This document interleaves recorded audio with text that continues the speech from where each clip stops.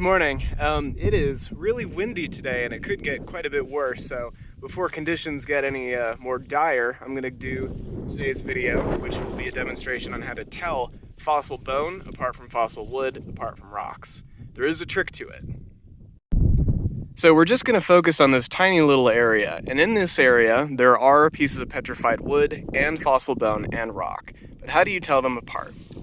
So the first thing you have to do is just pick up pieces and examine them. And in this case, this is just a little flake of rock. There's no unique texture, there's no particular weight, it's just a little shaving. But these, as you can see, are a little bit different. Let's take a closer look at this. You can see that there's these striations running lengthwise.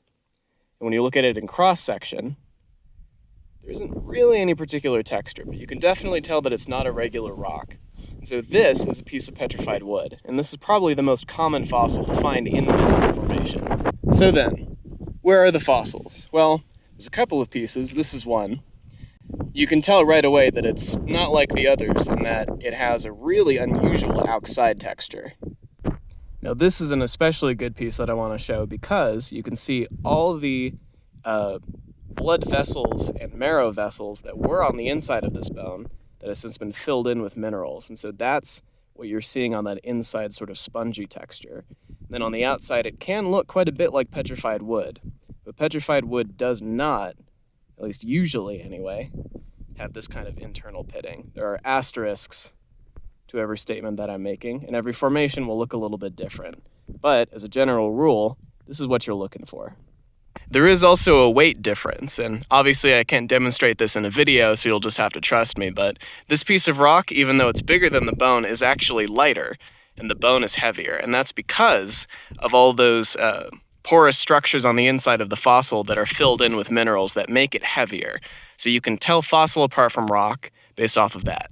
Now there is one more technique that you can use to tell fossils apart from rock, and that's because of those pores on the inside, the fossil will actually stick to your tongue if you put it on there. Now this is too heavy of a piece for it to actually remain in my mouth, but, and again you're just going to have to take my word for it, but if you press this on your tongue, it has a little bit of give. It doesn't come off right away. But that's really not an effective way of telling them apart. The other methods are much sufficient, but it is a oft-shared little factoid that fossil will stick to your tongue, and I just like to confirm that unlike most of the myths that you hear about paleontology, that one is actually true. So that's how you tell fossil apart from rock. I need to go get back to work.